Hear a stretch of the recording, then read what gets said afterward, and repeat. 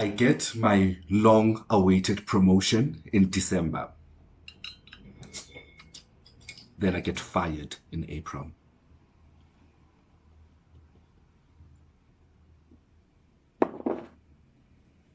Let's get into this tea.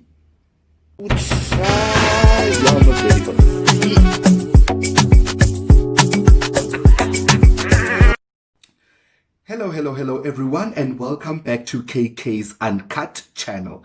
My name is Karabo Kekane, and if you are a returning subscriber, welcome back. And if you are a new subscriber, welcome. Mo ukokhaya, we're going to be sipping all the tea. So Gary, welcome wanakokhaya.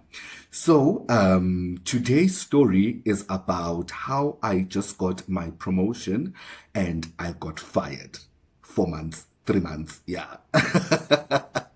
After I got the promotion. So get yourself something to drink. You know, I'm always sipping on my Hunter's Dry. You're right, because the tea is juicy. So now let's get into this tea. So I was working for a very, very prominent hotel in Menlyn, Pretoria. And when the hotel arrived in Menlyn, man, it created a buzz, man. You see that hotel, guys? It created such a very nice buzz around Menlyn. Like it brought it to life, basically, in my opinion. You know? So it was fun. I was really enjoying my job, you know.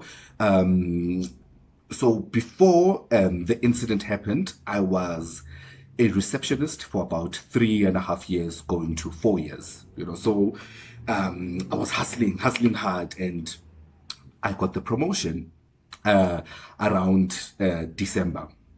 So I was feeling my oats, you know, you know what, and I was feeling, boy, finally, you know, things are coming together, you know, even though it's not going at a pace that we wanted to go with, but at least now you've finally gotten a step after I got the opportunity to get into the hospitality industry.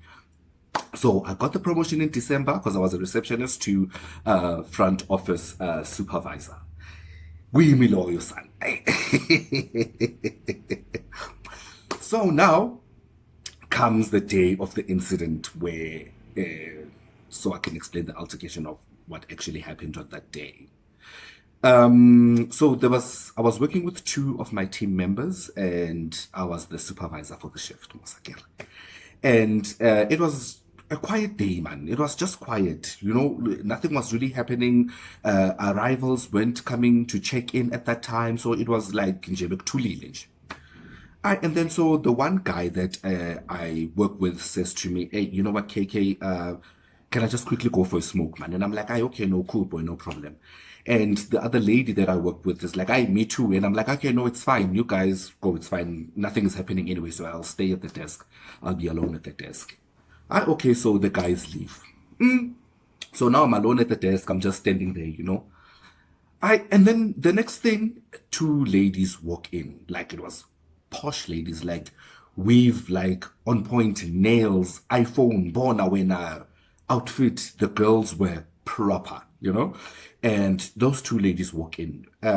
As they walk in, they come to me because I'm alone at the desk. Hi, how are you? Good.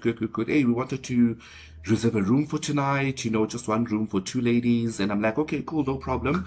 As I'm speaking to these ladies, another guest comes to the desk from the restaurant. So they come to the desk. So as they come to the desk, guys, I'm telling you, this is what happened. Eh? So now the lady is there. The 2 ladies are standing there. The other guest just came to the desk and the phone started to ring. So now I'm alone and I have to do 3 things at once. So I pick up the phone and I speak to the person that was on the phone. Then after that, I hang up.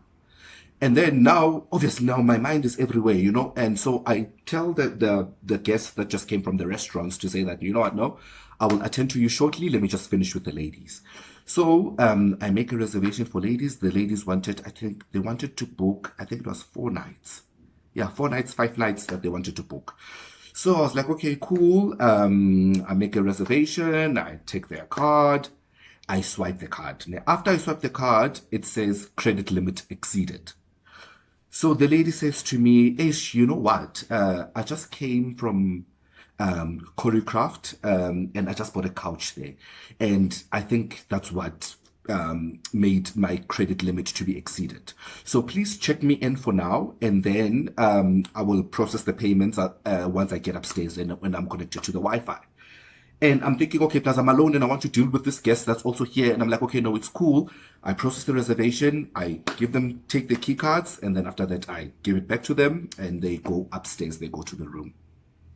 And then I deal with this guest that was here and then sorted. Then everything was done, Everything was back to normal. No hoo-ha, nothing, I was working late shift on that day, knocking off at 10 o'clock. Okay. And the following 2 days after that, I'm off. So 10 o'clock comes, I type in the handover email, but I don't say that I didn't take payment for that room.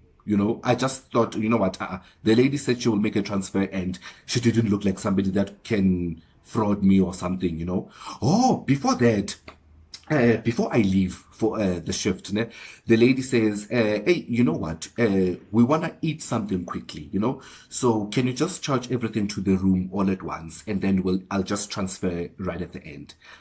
First rookie mistake number one. What did I do? I opened up the no post. And, as a hotelier, if you don't have credit to, if a guest doesn't have credit in their rooms, then you cannot open up the no post, because if they run away, who's going to be responsible for that bill? You know what I mean? First rookie mistake number one, I trusted her. I opened the no post. Look, and that night it was DJ night. So it was happening. Yeah, it was happening. Yo, busy. So, the ladies, they go to the restaurant, they go chill in the restaurant, and they attend the DJ night. So come 10 o'clock, I go home. And then I know for the next 2 days I'm off. She's staying for about 5 nights. So I'll be able to still follow up on payment for this guest. After 2 days, after my day off, I come back. I'm working late shift, so I'm starting at 2. So I get to work, I greet everyone, and immediately I go into the system to go check if the lady has sorted out her bill. And when I get to the system, guys, I see there's an amount there, 9,000 something. And I'm thinking, 9 grand. Why? Okay, so it's accommodation that is rent for 2 days and a restaurant bill for about 7 point something. And I'm thinking, 7 point something restaurant bill. Aye. So I call the porter and I say, please go to this room and check if the lady is there. Because I tried calling the room first, but there was no pickup. So I send the porter and I say, excuse me, please just quickly go check if the guest has left or if they're still in the room. Right? The porter goes and he comes back and he says, that room, dololo. Akuna muntu, there's no one in that room. My heart sank into my stomach immediately. Now I'm thinking, okay, now what am I going to do? Where is this? What's going on here? And I pull out the reg card where she signed when she checked in. So I pull out the registration card and I'm trying to get a number so I can call her on her cell phone to see where she is. The phone rings, no pickup. The phone rings, no pickup. The phone rings, no pickup. I literally called her that day, the whole day. And after 8 o'clock, the number was disconnected in the night. In the evening, after 8 o'clock, the number was disconnected. It was now taking me straight to voicemail. So now I have to tell my supervisor, who was the assistant front office manager. And I tell him, and I'm like, bro, so this is what's happening. This is what happened, yada, yada, yada, yada, yada. So, and then he says to me, you know what, Ndwanaham, I'm going to give you 2 days to try and find this guest so that they can settle this bill because I cannot hide this, I try and call them day one, the whole day, nothing. Facebook, I look at the names, nothing. I can't find anything, any record of that lady. So now the matter has to be reported to our rooms divisions manager at the time. So I speak to her and my supervisor tells my rooms division manager, and my rooms divisions manager calls me and say, okay, Karabo, what happened? And then I tell them the story, and I tell them, obviously, I'll take full responsibility for it, you know. So I'm thinking I'm probably going to get a smack in the hand, probably a warning, you know. Days go by, days go by. Then the next thing I hear that I've got a hearing, they give me a date. And I'm thinking, yo, hearing? And I'm thinking, hi, man. But I'm sure it's not that bad because of at that time, you know, things are looking good. You know, I just got this promotion. I'm thinking, I won't go right. Yeah. Come the day of the hearing. So I even work in the morning, you know. I was not suspended, anything like that. So I thought which means I'm in the good books. I'm probably going to get a warning, and that's that.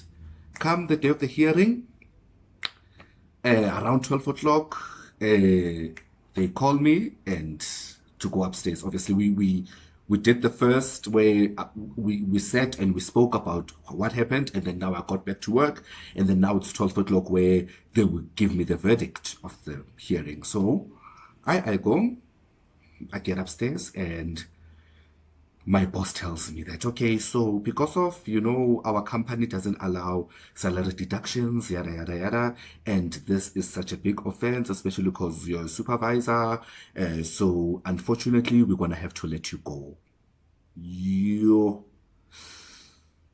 When I heard those words, like my life came trembling down.